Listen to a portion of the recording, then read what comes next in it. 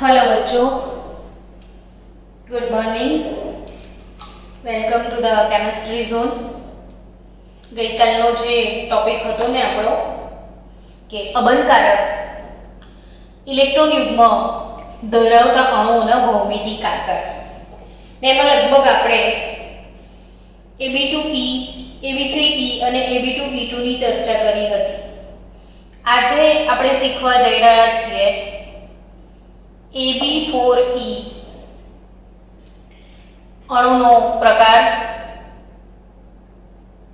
અણુનો પ્રકાર કયો?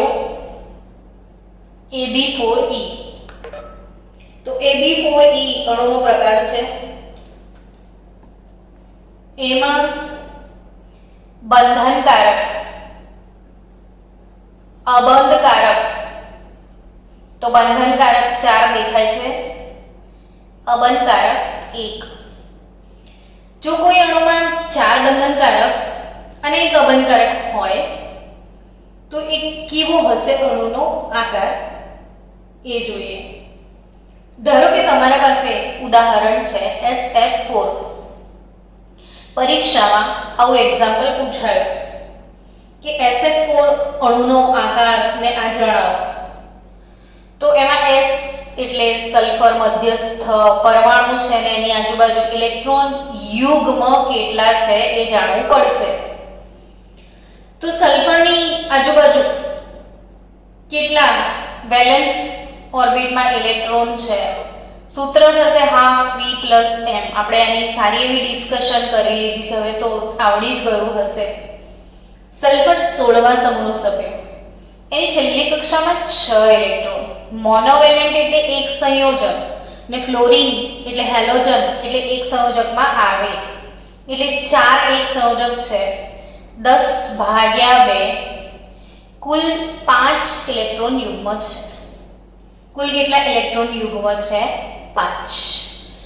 હવે પ્રશ્ન થાય, પણ અહીં તો 4 જ દેખાય છે. જો તમે કહો છો 5, અહીં 4, તો બાળકો જે 4 દેખાય છે એ બંધનકારક કહેવાય, પણ છે કુલ 5, તો એક આમાં અબંધકારક છે. એટલે અણુનો પ્રકાર Ab4E થાય. બટ હવે કોઈ પૂછે કે અહીંયા સંકરણ કયું હશે, તો 5 સંકરણ કયું? તો કે S, P, 3 અને D. 5 કયું સંકરણ? sp3d. હવે એ વિચારો 5 ઇલેક્ટ્રોન યુગ્મ છે, તો 5 જ્યારે હોય ત્યારે તમે આકાર શું શીખવાડ્યો હતો મેડમ? તો મેં એવું શીખવાડ્યું હતું કે 5 એ સ્કીમ મૂકી દો 3 + 2 ની. 5 એટલે ભાગલા પાડો 3 + 2. 3 એટલે ત્રિકોણ ને 2 પિરામિડ, તો ત્રિકોણીય દ્વિપિરામિડલ શેપ થાય આનો. 3 ત્રિકોણ ને 2 પિરામિડ. હવે ગોઠવણ કઈ રીતે મૂકવાની? તો કે જો આ શીખો 1, 2 અને 3 મુકાઈ ગયો ત્રિકોણ. 1, 2 ને 3, ત્રણેય ત્રિકોણ મુકાઈ ગયો. જો હવે એક ઉપર એક નીચે એટલે પ્લસ, આ રીતે 2 ગોઠવી દો +2. હવે કેટલા બંધનકારક લેવાના છે? તો કે 4. એક જ અબંધકારક છે તો એક સાઈડ પર એને કાઢી દો તો એ સૌથી વધારે થાય. તો આને અબંધકારકમાં ગણી નાખો તો તમારી પાસે 4 બંધનકારક જે છે એ આ રીતે મૂકી દો. હવે શાંતિથી વિચારો, આવો આકાર તો પહેલી વાર જોયો અને શું કહેતા હશે? તો એ યાદ રાખવું પડશે પરીક્ષા માટે કે આ ટાઈપનો આકાર છે. તો એવું વિચારો કે આવું એક બેલેન્સ હોય. અહીંયા બાળક બેઠો છે, અહીંયા બાળક બેઠો છે. ચીચુડો આને કહેવાય. શું કહેવાય? ચીચુડો. તો આ પલટાઈ દેશો તો આવો આકાર મળશે ને આ આકારને ચીચુડો કહેવાય. તો કયો આકાર છે આ? ચીચુડો. તો SF4 ચીચુડો કહેવાય. તો આ એક અણુનો પ્રકાર Ab4E. વારંવાર વિડિયો જોજો, આવડી જશે. હવે નેક્સ્ટ Ab4E પછી Ab3E2. Ab3E2 ની ડિસ્કસ કરીએ. Ab3E2 માં બંધન અને અબંધ કેટલા એ નક્કી કરો. તો કે 3 બંધનકારક ને 2 અબંધકારક. જેના પાસે 3 બંધનકારક હોય 2 અબંધકારક ઇલેક્ટ્રોન યુગ્મ હોય એવો અણુ Ab3E2 પ્રકારનો કહેવાય. ધારો કે એવો અણુ છે ClF3 અથવા BrF3, કઈ પણ અણુ પરીક્ષામાં આવ્યો.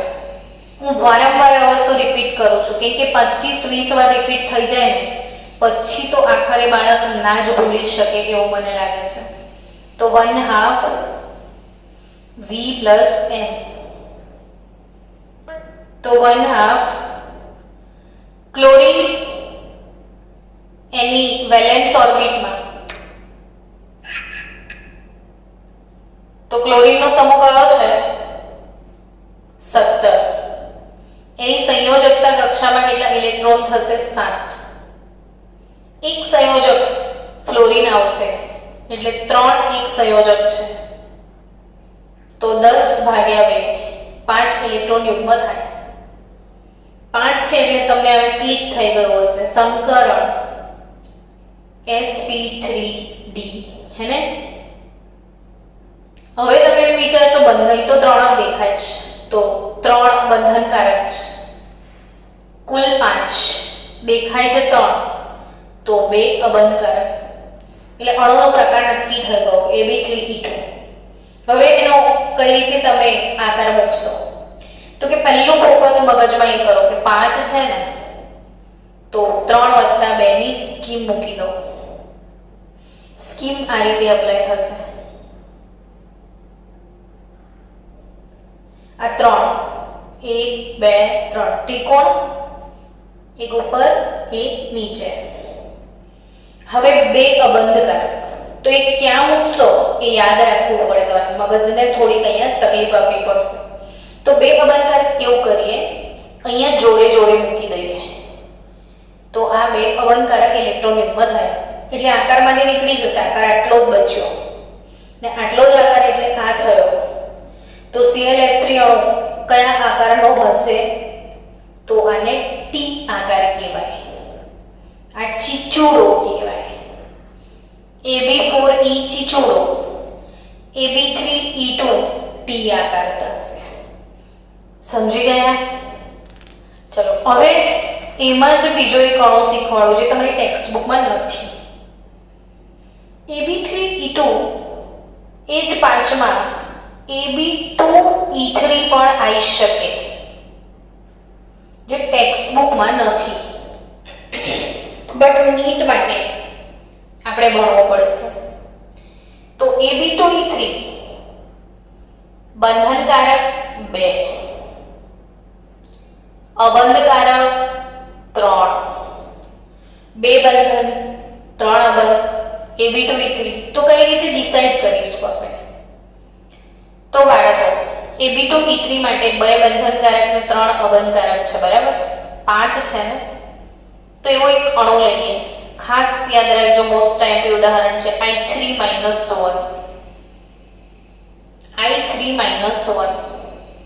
પરીક્ષામાં પૂછાય કે I3 - 1 નો આકાર. ઘણા બધા તમને નીટના પેપરોમાં પ્રશ્ન જોવા મળશે I3 - 1 વાળો. તો એને છૂટો પાડી દો. મધ્યસ્થ પરમાણુ તો મેડમ ને દેખાતો તો શું 3 I છે ને, એક I ને બહાર કાઢી લો એટલે બચ્યો I2 - 1. હવે એના માટે ઇલેક્ટ્રોન યુગ્મ ની સંખ્યા શોધવાની છે. તો 1/2 V plus M minus C plus A આખું સૂત્ર મૂકવું પડશે, વીજભાર છે ને. તો 1/2 V શું છે તો કે આયોડિન મધ્યસ્થ પરમાણુ 17માં સમૂહનો સભ્ય 7 ઇલેક્ટ્રોન. M એક સંયોજક 2 આયોડિન છે, આની જોડે 2 આયોડિન છે. કેટાયન નથી, આ એનાયન છે, ઋણાયન છે. ઋણાયન હોય તો વીજભાર ઉમેરવાનો એટલે આ -1 જે વીજભાર છે એ અહીંયા 1 ઇલેક્ટ્રોન ઉમેરવાનો અને મેળવ્યો છે એવું કહેવાય. 7 + 2 9 વત્તા એ 10 ભાગ્યા 2 5 થયા. બટ 5 ની અંદર મેં અહીં દેખો I2 બે જ દેખાય છે એટલે બે જ બંધનકારક છે, તો 3 અબંધકારક થયા. તો આનો અસર કેવો હશે? ફરીથી કહું છું, ટેક્સ્ટ બુકમાં નથી, ધ્યાન આપજો.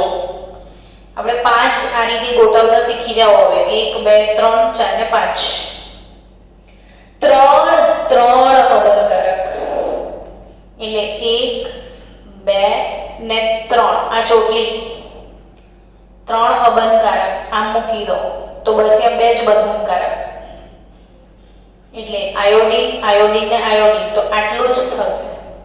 તો એ આકાર બનશે રેખીય. તો I3 - 1 એનો આકાર છે રેખીય, ભૂલી ના જતા. ને સંકરણ છે Ab2E3. કયું સંકરણ છે? Ab2E3 જે ટેક્સ્ટ બુકમાં નથી. સંકરણ તો sp3d છે, પણ ટાઈપ જે છે એ Ab2E3 છે. હવે નેક્સ્ટ ટાઈપ Ab5E. કઈ છે નેક્સ્ટ ટાઈપ? Ab5E. તો Ab5E આપણો નેક્સ્ટ પ્રકાર. 5 બંધનકારક, 1 અબંધકારક, કુલ 6. 6 એ સંકરણ કયું હશે? sp3d2. 6 એ આકાર કયો? 4 વત્તા 2. 6 એટલે ક્લિક થઈ જાય 4 વત્તા 2. 4 એ શું હતો કે ચોરસ, 2 શું હતો કે અપ એન્ડ ડાઉન, એટલે 6 એ આકાર ફિક્સ જ છે બાળકો, અષ્ટફલકીય આકારે ગોઠવવાનો. બટ આપણે ઉદાહરણ સાથે કામ કરીએ. Suppose we have BRF5. પરીક્ષામાં શું પૂછાય છે? BRF5, CLF5 તો કોઈ પણ આપે, આપણે ડરવાનું નહીં. બ્રોમિન સેન્ટ્રલ એટમ એટલે હાફ. મધ્યસ્થ પરમાણુની છેલ્લી કક્ષામાં 7 ઇલેક્ટ્રોન છે, 5 મોનોવેલેન્ટ છે. 7 વત્તા 5 12 ભાગ્યા 2 6 થયા. 6 માં અહીં તો 5 જ દેખાય છે એટલે 5 બંધનકારક ને 1 અબંધકારક. હવે કઈ રીતે ગોઠવવાના? તો કે 4 વત્તા 2 ની સ્કીમ છે. તો 4 એટલે ચોરસ, પહેલા ચોરસ મૂકી જ દો. વત્તા 2 એટલે 1 ઉપર અને 1 નીચે. હવે 5 બંધનકારક મૂકવાના છે. 1 2 3 4 ને 5 અને આને દૂર નીકાળી દઈએ અબંધકારક. હવે અબંધકારક આકારમાં ના ગણાય, તો આકારમાં જે ગણાય એ આટલા જ છે. હવે આ 4 ને ઉપર જોડી દો એટલે ઓબ્વિયસલી આમ ઉપર એક પિરામિડ જેવું મળશે અને બેઝ એનો ચોરસ હશે એટલે સ્ક્વેર પિરામિડલ. કયો આકાર રચાય? સમચોરસ. સમચોરસ પિરામિડ. કયો આકાર રચાશે? આ સમચોરસ પિરામિડ. તો આ છે સમચોરસ પિરામિડ આકાર BRF5 એટલે AB5 અણુનો આકાર થશે સમચોરસ પિરામિડ. હવે છેલ્લો અણુ બચ્યો છે આપણે, એ છે AB4E2. AB4E2 કયો અણુ? AB4E2. તો AB4E2 માં 4 બંધનકારક અને 2 અબંધકારક. 4 બંધનકારક, 2 અબંધકારક. ચલો કોઈ અણુનું ઉદાહરણ લઈએ તો HZF4 ઝેનોન ટેટ્રાફ્લોરાઇડ. તો ઝેનોનની મધ્યસ્થ પરમાણુમાં ઇલેક્ટ્રોન 1/2 V+m. ઝેનોન એટલે 18મા સમૂહનો સભ્ય એટલે એની છેલ્લી કક્ષામાં 8 હોય, 4 ફ્લોરિન છે, 12 ભાગ્યા 2 6 ઇલેક્ટ્રોન યુગ્મ છે, બટ અહીં તો 4 જ દેખાય છે એટલે 4 બંધનકારક 2 અબંધકારક હોવા જોઈએ. તો હવે એનો આકાર કઈ રીતે મુકાય તો કે 6 મૂકવાના છે ને, તો AB4E એક ઉપર ને એક નીચે, 4 જ બંધનકારક છે, 2 તો અબંધકારક છે. તો જે અબંધકારક છે એ આકારમાં નહીં ગણાય એટલે આ 2 અબંધકારક ઉપર નીચે મૂકી દેવાના, તો ખાલી આટલો જ આકાર છે ને એ આકાર કયો કહેવાય તો સમતલીય સમચોરસ આકાર કહેવાય. સમતલીય સમચોરસ આકાર કહેવાય. તો બાળકો આપણે ઓલમોસ્ટ બધા જ પ્રકાર VSEPR સિદ્ધાંત જે આપણે શરૂ કર્યો હતો અને VSEPR સિદ્ધાંતમાં પાણી, એમોનિયા, મિથેન અણુનો આકાર થઈ ગયો છે. તમામ પ્રકારના અણુઓના ભૌમિતિક આકાર પણ આપણે બતાવી દીધા છે. તો હવે આ અણુઓના આકાર પછી આપણે નેક્સ્ટ વિડિયો તરફ આગળ વધવાનું છે, નેક્સ્ટ ટોપિક તરફ આગળ વધવાનું છે અને એ ટોપિક છે હવે આપણો બંધની ધ્રુવીયતા. કયો ટોપિક છે? બંધની ધ્રુવીયતા.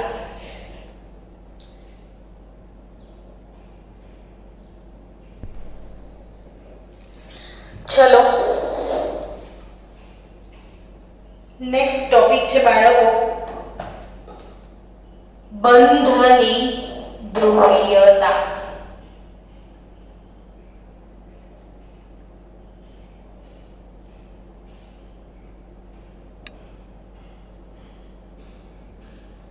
બંધની ધ્રુવીયતા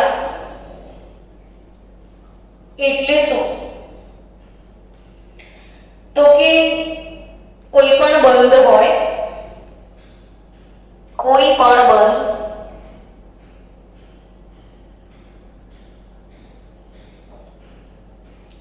એ સંપૂર્ણપણે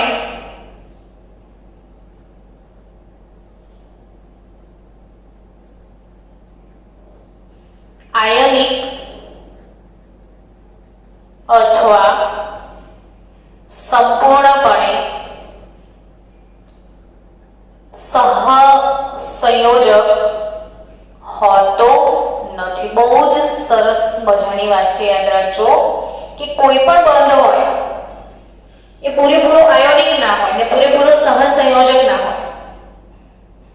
સહસંયોજક બંધ હોય તો બી એમાં થોડુંક આયોનિક લક્ષણ હોય. કઈ રીતે સમજીએ તો ધારો કે હાઇડ્રોજન અને હું ક્લોરીનની વાત કરું, તમને બધાને ખ્યાલ છે કે હાઇડ્રોજન એનો 1 ઇલેક્ટ્રોન અને ક્લોરીન એનો 1 ઇલેક્ટ્રોન હોય છે આ બંધમાં. અર્થાત કે આ બંધ ભાગીદારીથી નિર્માણ પામ્યો છે. એટલે તમે ઓબ્વિયસલી એવું કહેશો ને કે આની અંદર સહસંયોજક બંધ છે. સાચી વાત. કેમ કે ભાગીદારી કરી છે તો સહસંયોજક બંધ જ કહેવાય ને, જે બંધ ભાગીદારીથી બને એ. પણ એક્ચ્યુઅલી શું થાય બાળકો કે આ બંધ બન્યો, આ ઇલેક્ટ્રોન યુગ્મની ભાગીદારી પણ થઈ, બટ ક્લોરીન જે છે ને એના કેન્દ્રમાં 17 પ્રોટોન છે. કેમ કે એનો પરમાણુ ક્રમાંક 17 છે અને હાઇડ્રોજનના કેન્દ્રમાં એક જ પ્રોટોન છે. પ્રોટોન પર ધન વીજભાર, ઇલેક્ટ્રોન પર ઋણ વીજભાર, ધન ને ઋણ વચ્ચે આકર્ષણ હોય જ. એટલે હવે ખેંચમતાણી થાય. આ જે સહિયારા ઇલેક્ટ્રોન યુગ્મ છે, સહિયારા ભાગીદારી કરેલા સહિયારા ઇલેક્ટ્રોન યુગ્મ ક્લોરીન તરફ ખેંચાય છે. ને સહિયારા ઇલેક્ટ્રોનને પોતાની તરફ ખેંચવાની તાકાતને આપણે વિદ્યુત ઋણતા કહેતા હતા. વિદ્યુત ઋણતાની વ્યાખ્યા અહીંયા યાદ કરી લો ફરી એકવાર, એટલે મેમરાઇઝ થઈ જાય કે વિદ્યુત ઋણતા એટલે શું? તો કે સંયોજક બંધ માના સહિયારા ઇલેક્ટ્રોનને પોતાની તરફ આકર્ષવાની ક્ષમતા, એને શું કહેતા હતા આપણે? વિદ્યુત ઋણતા. એટલે આ જે ઇલેક્ટ્રોન છે ને પોતાની તરફ આમ ખેંચે છે, સહિયારા ઇલેક્ટ્રોન યુગ્મને પોતાની તરફ ખેંચે છે, એને વિદ્યુત ઋણતા કહેવાય. તો અહીંયા ક્લોરીન ખેંચી જશે, કેમ કે જોડે 17 પ્રોટોન, આ જોડે એક જ પ્રોટોન, 17 જણા ભેગા થઈને ખેંચે ને એક જણો ખેંચે, શું થાય હાલત?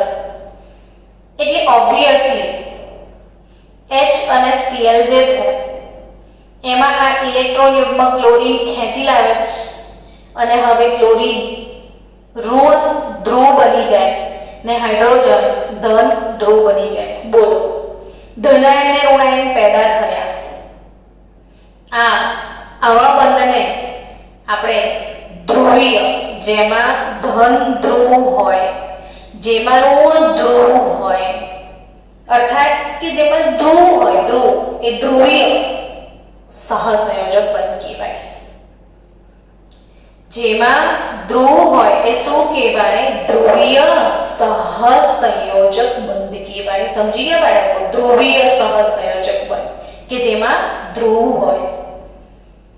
એટલે સમજો કે આ સહસંયોજક હતો, હવે આમાં ઋણાયન અને ધનાયન પેદા થયા, એટલે હવે આ બંધમાં આયોનિક લક્ષણ પણ આવી ગયું, હે ને? તો આયોનિક લક્ષણ પણ છે. બોલો, સહસંયોજક લક્ષણની સાથે સાથે આ બંધમાં આયોનિક લક્ષણ પણ છે. અને આયોનિક લક્ષણ કેટલા ટકા છે એ ગણી પણ શકાય છે. આપણે ધીરે ધીરે એ ગણવા તરફ જ આગળ વધવાના છીએ કે આયોનિક લક્ષણ કઈ રીતે ગણાય કોઈ પણ બંધનું, એ બી આપણે શીખવાના છીએ. તો કોઈ પણ બંધ સંપૂર્ણપણે આયનિક છે અથવા સહસંયોજક છે એવું ના કહી શકાય. આયનિક બંધ હોય તો થોડું સહસંયોજક લક્ષણ હોય ને સહસંયોજક બંધ હોય તો થોડું આયોનિક લક્ષણ હોય. તો એમ બચાવો કે બે પરમાણુ વચ્ચે આ ઇલેક્ટ્રોનની ભાગીદારીથી જે સહસંયોજક બંધ બન્યો, પરંતુ જ્યારે એની બંધ લંબાઈ ને એના બંધ એન્થાલ્પીના મૂલ્યોનો થોડો અભ્યાસ કરી ત્યારે ખબર પડે છે કે આમાં તો આયનિક લક્ષણ બી આવ્યું. અને આ આયનિક લક્ષણ આવવાનું કારણ શું છે? તો કોઈ એક પરમાણુની વિદ્યુત ઋણતા વધારે હોય, બીજાની વિદ્યુત ઋણતા ઓછી હોય ને પરિણામે ઇલેક્ટ્રોનની ખેંચણતા નહીં થાય, એટલે કોઈ એક ઇલેક્ટ્રોન યુગ્મને ખેંચી જાય તો કોઈ ઋણ ધ્રુવ બની જાય, કોઈ ધન ધ્રુવ બની જાય. આ પ્રમાણે એમાં ધ્રુવીય લક્ષણ પેદા થાય. હવે એક અગત્યનો પ્રશ્ન થાય તમને કે HF બંધ કેવો? એટલે તમે કહેશો કે ધ્રુવીય.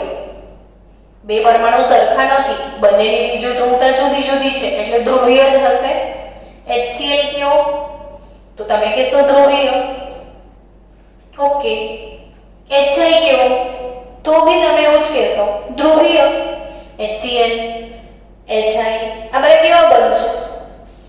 તો ધ્રુવીય બંધ છે. એટલે ફરી પ્રશ્ન થાય કે ધ્રુવીય બંધ છે આ લોકો, તો કેવી ખબર હોય કે આ બંધ ધ્રુવીય છે? તો હા, આ બંધ ધ્રુવીય છે તો ખબર પડી, પણ આ ત્રણમાં સૌથી વધુ ધ્રુવીય બંધ કયો? આવો પ્રશ્ન થાય. હા, સરસ પ્રશ્ન છે કે HF, HCl, HI ધ્રુવીય, બટ આ બધામાં સૌથી વધારે ધ્રુવીય કોણ? તો એ કઈ રીતે સમજાય? ધારો કે આપણી જોડે 3 છોકરા છે, આ પ્રીત છે, આ દર્શન છે ને આ હેમાપ છે. હવે તમને કોઈ એમ પૂછે કે ત્રણે ત્રણમાં સૌથી ભારે છોકરો કયો, સૌથી વજનદાર કયો, તો એ ખબર પડે. એટલે તમે એમ કહેશો વજન તો કહો તો ખબર પડે. એટલે આ લોકોને આપણે કાંટે ચડાવી દેવાના. હવે હેમાબનું વજન 80 કિલો, દર્શનનું વજન 100 કિલો ને પ્રીતનું વજન નીકળ્યું 120 કિલો. એટલે હવે તમે આ ત્રણેયનું વજન કર્યું ને એટલે તમારી જોડે આન્સર ફટાફટ આવી ગયો. અરે સૌથી વજનદાર પ્રીત છે, હે ને? એમ આ 3 બંધ છે અને એમાં સૌથી વધારે ધ્રુવીય બંધ કયો તે જાણો છે. તો ભાઈ આ જે બંધ છે ને એની ધ્રુવીયતાનું માપ શોધવું પડે. એટલે બાળકો ધ્રુવીય બંધ ની ધ્રુવીયતા નું જે માપ છે, બંધની ધ્રુવીયતાનું માપ એ શોધવું પડે. તો એને શું કહેવાય? તો એને કહેવાય દ્વિધ્રુવ ચાહક માત્રા. લખજો નોટમાં કે ધ્રુવીય બંધની ધ્રુવીયતાનું માપ શું કહેવાય એને? તો કે દ્વિધ્રુવ ચાહક માત્રા મ્યુ કહેવાય. શું કહેવાય? દ્વિધ્રુવ ચાહક માત્રા મ્યુ કહેવાય. તો આ મ્યુ એટલે દ્વિધ્રુવ ચાહક માત્રા. આનું મ્યુ ને આનું મ્યુ ખબર પડી જાય તો કયો બંધ ધ્રુવીય છે સૌથી વધારે એ ખબર પડી જાય. લગભગ તમને ખબર છે કે ફ્લોરિન, ક્લોરિન, બ્રોમિનમાં સૌથી વધારે વિદ્યુત ઋણતા ફ્લોરિનની છે. આખા આવર્ત કોષ્ટકમાં સૌથી વધારે વિદ્યુત ઋણતા ફ્લોરિનની 4 એકમ છે. યાદ આવે છે ને? હાઈએસ્ટ વિદ્યુત ઋણતા ફ્લોરિનની છે 4 એકમ.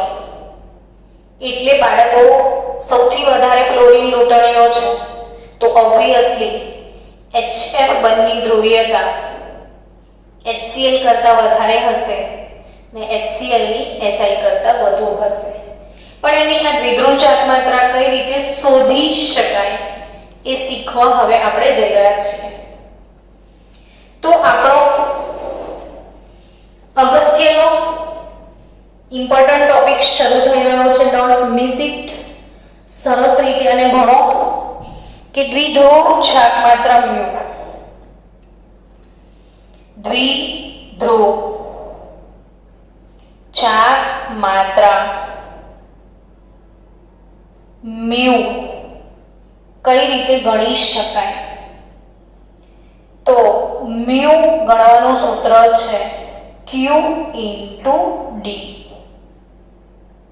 હવે આ Q એટલે શું? તો કે વીજભાર.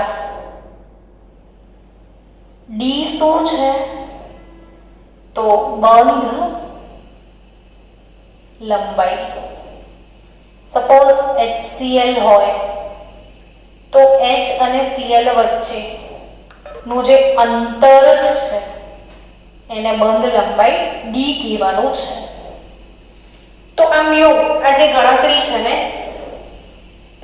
એ ટેક્સ્ટબુકમાં નથી આપી અને આપી નથી એટલે જી લેવલના નીટ લેવલના બાળકોને કન્ફ્યુઝન થાય કે આ કઈથી આવ્યું બધું. એટલે ગણવું ને શીખવું ઘણું જ જરૂરી છે. નહીં ગણો ને નહીં શીખો તો નહીં આવડે. એટલે આ મારા સાથે સાથે 5 ટાઈમ લખી નાખજો તમે જાતે સમજીને કે મ્યુ શું છે? તો કે Q into D. Q શું છે? તો કે વીજભાર. D શું છે? બંધ લંબાઈ. હવે એ એક ઇલેક્ટ્રોન પરનો વીજભાર કેટલો? તો કે કયા યુનિટમાં? તો ઇલેક્ટ્રોસ્ટેટિક યુનિટમાં 4.8 ગુણ્યા 10⁻10 ઇલેક્ટ્રોસ્ટેટિક યુનિટ, અને એ જ એક ઇલેક્ટ્રોન પરનો વીજભાર SI એકમમાં કેટલો? કુલંબમાં તો 1.6022 ગુણ્યા 10⁻19 કુલંબ. તો ઇલેક્ટ્રોન પરનો વીજભાર કુલંબમાં આટલો, ESU માં આટલો, ઇલેક્ટ્રોસ્ટેટિક યુનિટ એમાં એટલો છે. હવે આ Q એટલે વીજભાર, અને આપણે આટલો વીજભાર લઈએ કે 4.8 ગુણ્યા 10⁻10 ESU. હવે D એટલે બે વચ્ચેનો અંતર, ને આ બે વચ્ચેનું જે અંતર છે બાળકો, અંતર એ હું ધારી લઉં કે 1 એંગસ્ટ્રમ આપણે ઓછામાં ઓછું લઈ લઈએ. તો એંગસ્ટ્રમ ના સેન્ટીમીટર કેટલા એ શીખવવું પડે. તો 1 એંગસ્ટ્રમ એટલે 10⁻8 સેન્ટીમીટર આપણને યાદ રાખવાનું. તો અહીં હું મૂકી દઉં 1 એંગસ્ટ્રમ ડિસ્ટન્સ જે મેં લીધો છે 10⁻8 centimetre. So I have mu is equal to 4.8 ગુણ્યા 10⁻10 10⁻8 એટલે કે 10⁻18 ESU into સેન્ટીમીટર. mu બરાબર 10⁻18 ESU into સેન્ટીમીટર. તો આ જ mu બરાબર 4.8 ડે બાય એવું લખાય. તો દ્વિધ્રુવ ચાકમાત્રા mu નો એકમ છે ડે બાય. તો આ ડી બાય જે છે એના માટે ફરી તમારે દિવાલ પર લખી દેવાનું. ગણિતો જ્યારે નજર પડે ત્યારે યાદ આવે કે આ લોકોએ આને 1 ડી બાય ડિક્લેર કર્યું છે. કોને? 10⁻18 ESU into સેન્ટીમીટર એટલે 1 ડી બાય. સમજી ગયા? તો what is 1 D by? Clear cut ખબર પડી ગઈ. હવે આપણે SI એકમમાં ગણીએ કે SI એકમ પદ્ધતિમાં mu ની વેલ્યુ કેટલી થાય. તો mu એટલે ફરીથી સૂત્ર યાદ કરો. અહીંયા તમે mu ગણ્યું Q into D. હવે ફરી mu ગણો Q into D થી. બટ SI એકમમાં વેલ્યુ લેવાની છે. તો SI એકમ પદ્ધતિમાં Q 1.60 22 ગુણ્યા 10⁻19 કુલંબ હોય છે, અને ડિસ્ટન્સ SI એકમમાં મીટરમાં લેવાનો હોય છે. તો 1 એંગસ્ટ્રમના મીટર કરી દઈએ તો 10⁻10 મીટર થશે. સેન્ટીમીટરમાં એટલા, મીટરમાં એટલા, તો 10⁻10 મીટર થાય. સો 1.602 into 10⁻29 કુલંબ into મીટર.